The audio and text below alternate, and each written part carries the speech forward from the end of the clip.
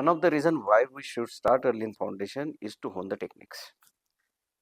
Listen, one point, if suppose you are playing sports, suppose you are playing badminton, right?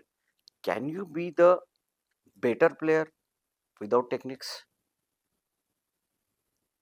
You should hone all the techniques of the badminton to be very good badminton player. Similarly, you should hone the study techniques if you want to be the better student.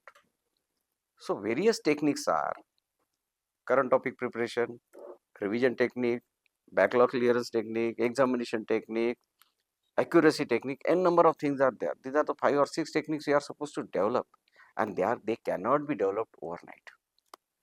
Take 2 to 3 years to develop the technique, master the technique, right? And just be ready to crack the examinations. And that's why it is very, very much necessary to start early in foundation.